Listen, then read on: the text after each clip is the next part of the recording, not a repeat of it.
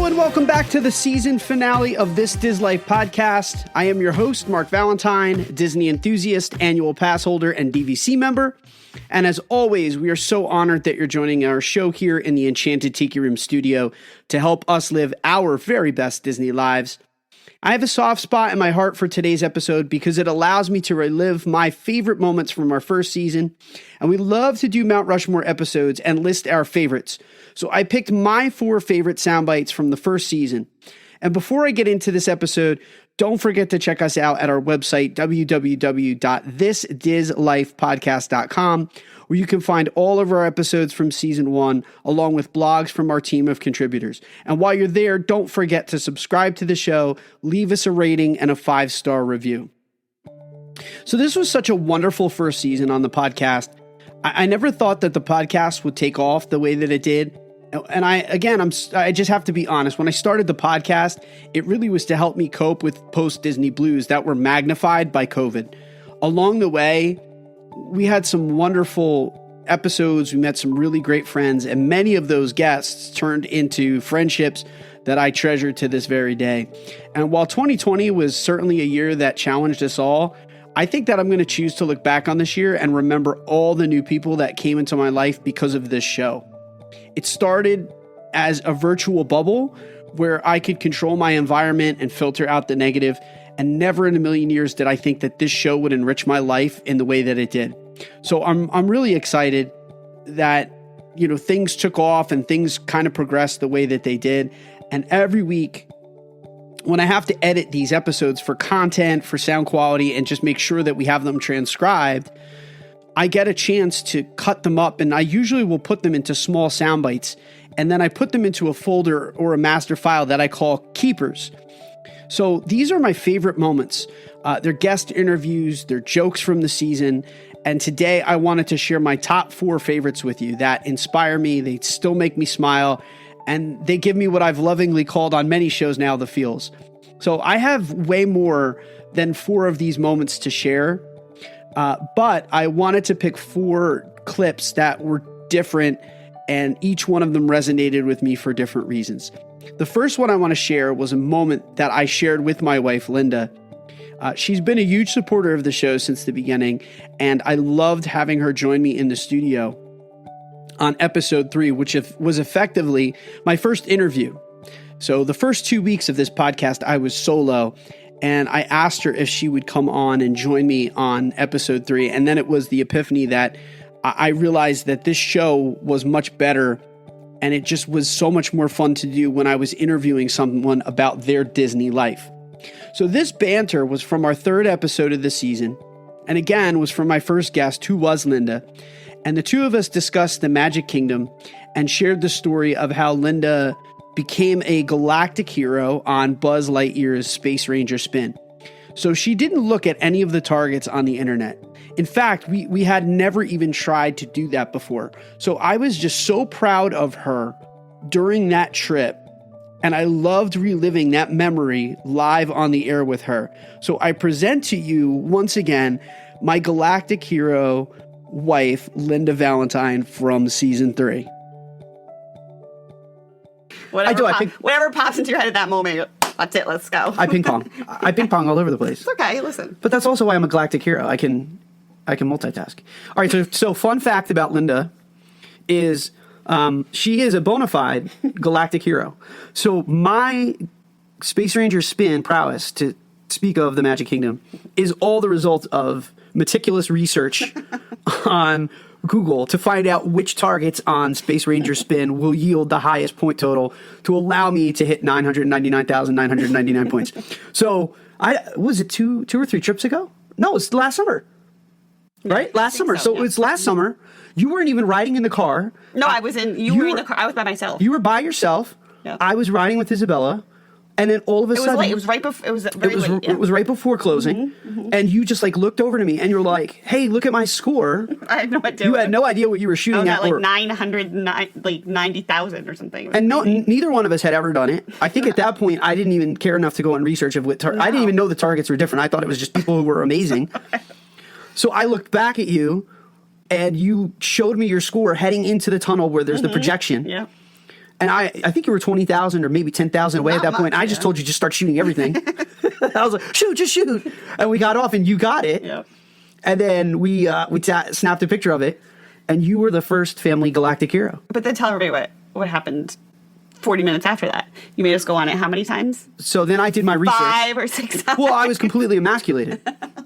So like I felt terrible as a human being. Like I felt like we could not go back to our house in Pennsylvania at that point. Like I felt like I could not live it down. So then I hit YouTube because then I was all night.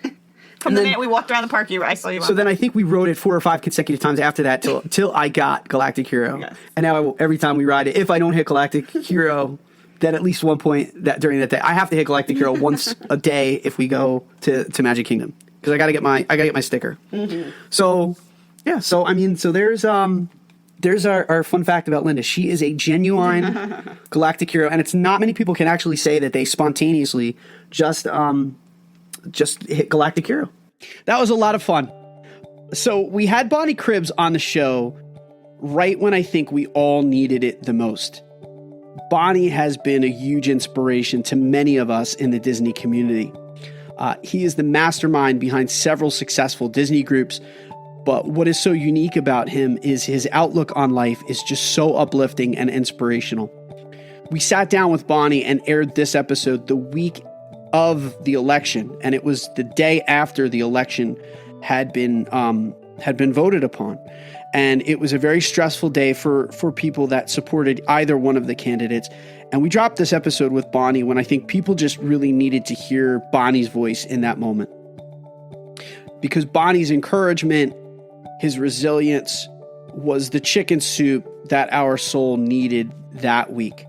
And when I asked him to discuss an inspirational moment in his life, Bonnie shared with me this memory from his childhood. Please enjoy this clip from the show Walking into Greatness with Bonnie Cribbs.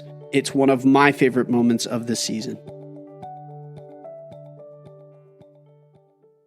You know, I remember growing up, I played baseball, like termite baseball, little league baseball.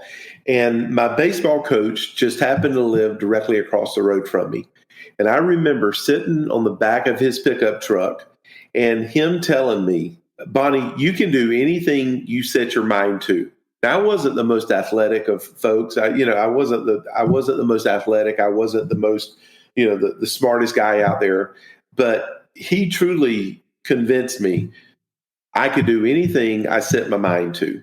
So that's, 5th, 6th grade, something like that. Going through middle school, going through high school, going through college, that conversation just constantly just bubbled up in my mind all the time. And the reason that it bubbled up was because I had someone who believed in me. I had someone who, obviously that conversation came after a bad game. It came after, a change of position and stuff. But I had someone who spoke life into me, somebody that spoke goodness into me, somebody that saw the best in me. And that was just an impactful moment. And it was just, it was early on that in life that I would always look for the good in people. I would always look to be the encourager. I've always been an encourager and words of affirmation and, just speaking life into people. But I always wanted to do it in a way that I just knew if I could say those words to somebody and they have the same impact to me that man had in my life. He was a good neighbor. He was a good baseball coach, but that was the best encouragement. That one conversation has lasted me a lifetime. And so when did it begin? It definitely didn't begin with, walking into greatness. That's been bubbling through me, I think, just through all my years, because that's the kind of person that I wanted to be, just believing in people and seeing their goodness and encouraging them to live their best life, to encourage them to think higher for themselves. So many times we just don't think we're well deserving. We don't think we're worthy enough. We don't think we're good enough. But if you can take somebody and just encourage them to just do your best, and that you can do this, no matter what, that's life-giving. That's life-giving.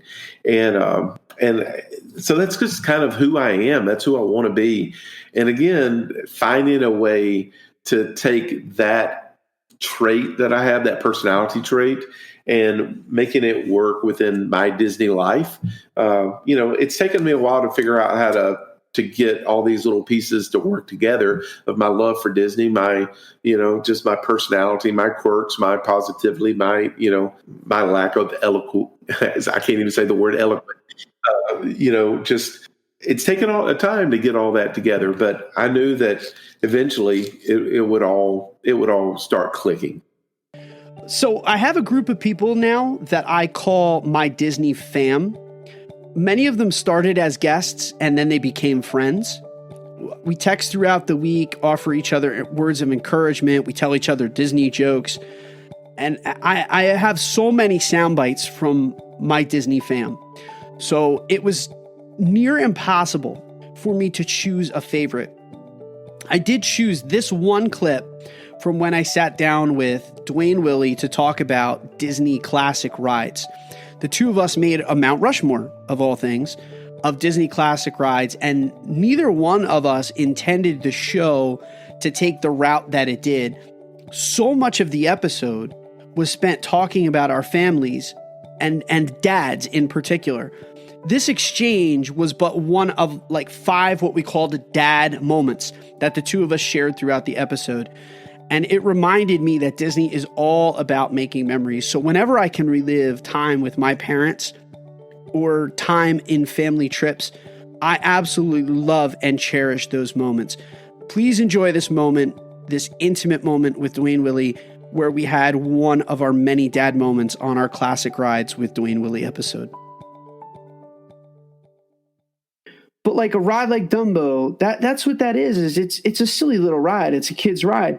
But the emotions and the memories and all the stuff that's tied to it and to this place in general, like those are my 4 that when I think of those rides, they just give me happiness and joy. And they remind me of what's important in life, which is, your family and taking time to get away from the grind. And it's not about money. It's not about work. Those things help pay for them. But at the end of my life, I'll never say, man, I'm so glad I did that extra 2 hours at work that day. But at the end of my life, before I close my eyes for good, I will think about these moments and say, I'm so glad that I squeezed the juice out of those moments when I could. And that's what it's all about. That's what Dumbo is for me. That's what Haunted Mansion is for me and you. And like, that's why these classic rides, again, we're talking about classic rides and we're talking about so much more. Yeah, absolutely. I'll just kind of piggyback there. My number 4, and again, we kind of went back and forth and had we allowed Pirates of the Caribbean to be part of that. Pirates would have been, on my Mount Rushmore. When we decided that really wasn't, because it wasn't an opening day, I went with Dumbo. And the reason I did is because it's iconic. When you think of Disney World, when you see the commercials for Disney World, all of that, like you said, what are they going to show? They're going to show mom and the daughter, or dad and his daughter on Dumbo, and the memories. And, how I remember, when it was in the other location and then it was moved and then now there's 2 of them. We have dueling Dumbos now, And, but yeah, it's Dumbo because it's just iconic. To kind of also piggyback something you said earlier, an honorable mention really for both of us, and you didn't know this, would absolutely be Country Bear Jamboree. And again, for me, and I don't know how my dad ends up in this episode so much, but that was a ride that my dad and I had to watch, had to go see. Actually, my dad, my uncles, my grandfathers, we did big family trips. When I was growing up, we went to Disney pretty much every year. And a lot of times that would be my mom and dad, my family, my grandparents, my aunt and uncle. That whole side of the family, we would go together. And I can remember us sitting there watching the Country Bear Jamboree and hearing those songs, there's blood on the saddle, all this stuff, and that was pretty good. That was good. I like that. And we're just cracking up, you know what I mean? Yeah. And so, honorable mention there. But so that Dumbo rounds out the top 4 of my Mount Rushmore. So ours were pretty similar. So I think, to kind of like close it out too, I had a very like strong dad. I love him. I'm not. My father, he grew up fast. His father passed away when he was little. So he became the man of the house when he was a teenager. And he worked very hard. I'm like very grateful for my dad. He doesn't listen to this podcast, so probably never hear this. But I had a dad who, worked really hard, came home really late, put food on the table, worked really hard to support us. We did not have a lot of money. And when we went to Disney, as I look back now as an adult, realize that those were really big trips because we were probably always financially stretched really thin. And my father made sure that we had those memories and those trips. And we didn't go all that often. But I do remember as a kid, my dad didn't laugh a lot. He wasn't a very happy-go-lucky person. He laughed. There was laughter in our household. But he wasn't silly or goofy in any way. Like he was a very rooted guy. He was a real traditional guy. He was like very stereotypical, like reminiscent of the 50s and 60s. Like he was like an Archie Bunker kind of guy, real traditional guy. But as I think back at Disney and I remember Disney, I always remember his smile. Like he had a perennial smile and he was so happy. Like he was just always so happy at Disney. And like he would laugh and he would joke and we would have fun. And like, like every family, you got, families get stressed out at Disney. Like you get to 5 o'clock and the kids are flipping out and there's always a little meltdown and then everyone apologizes and we're back. We're fine. We're happy. But I have great memories of Disney because I remember that on those trips, my dad was happy. And I remember feeling so good. And I was a sickly kid too, growing up. And I've shared that with all of you. Like right. I don't talk about that. That's my life. But Disney was always the one place that I felt invulnerable. I felt happy. I felt like none of that mattered. Like none of the other stuff that went on in the world mattered. And so I kept that my whole life. So, like you did with whether it's Country Bears Jamboree, like I remember those moments during shows or during rides and looking at my dad's face and him having a real smile on his face.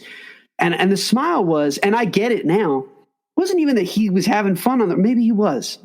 Maybe he was having fun on the rides. But he was happy that he was doing that for his kids and that he saw that we were so happy.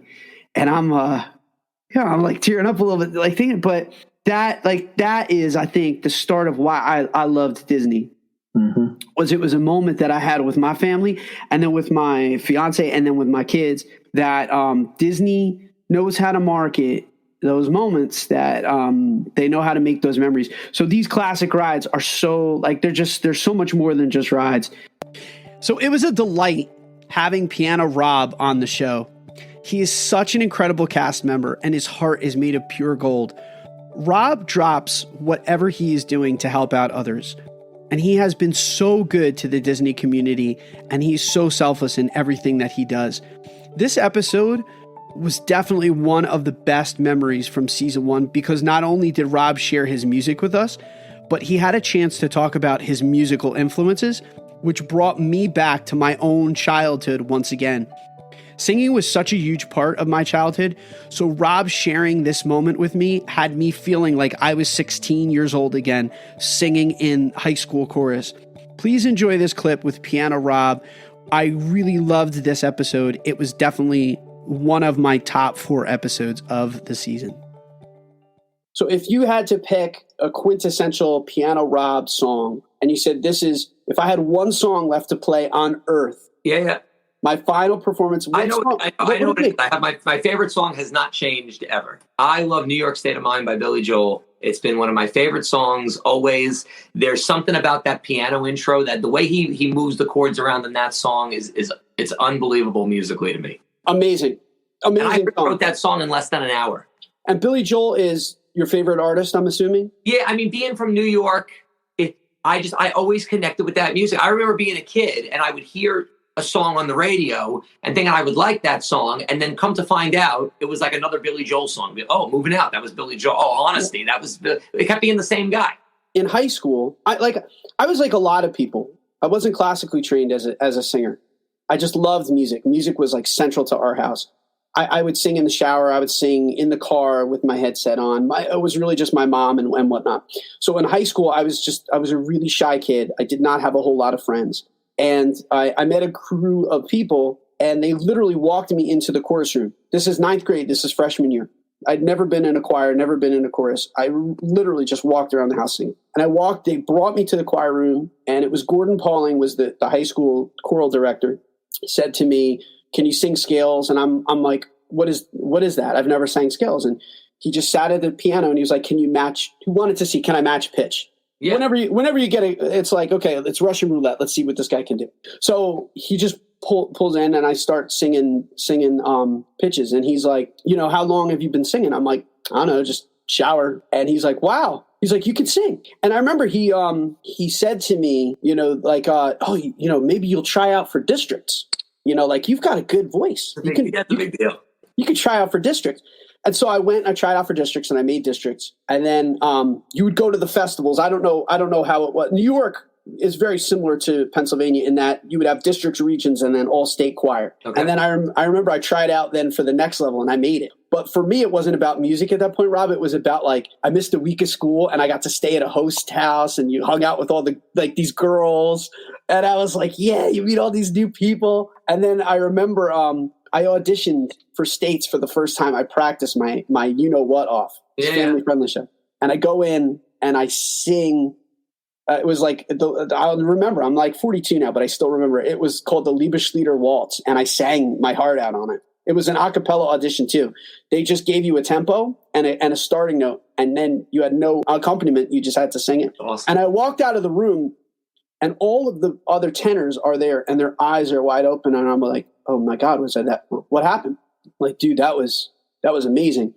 And I remember Gordon found me at the end of the day, and he said, "Everyone's talking about you right now because they all know your story about the kid who sang in the shower. And they're like, you just made all state choir." And I was like, and I fell on the floor. I couldn't believe it. That's amazing. So I always laugh because in that moment, to connect this to what people said, "Who taught you to sing?" And I said, "Billy Joel." Well, folks, thank you again for everything this season.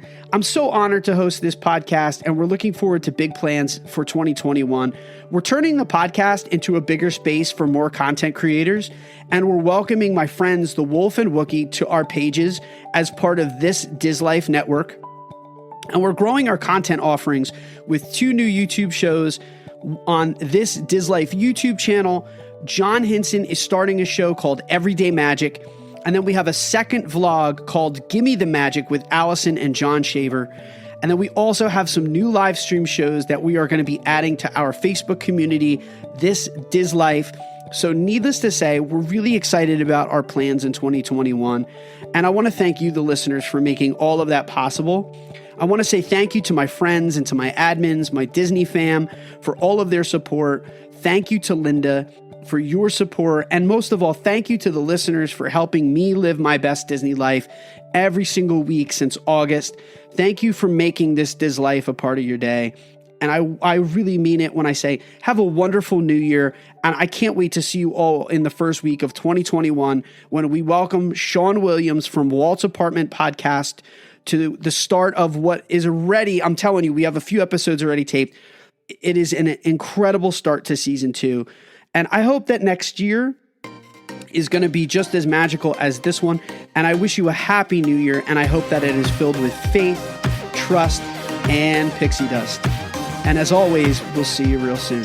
Take care, everybody. Happy New Year.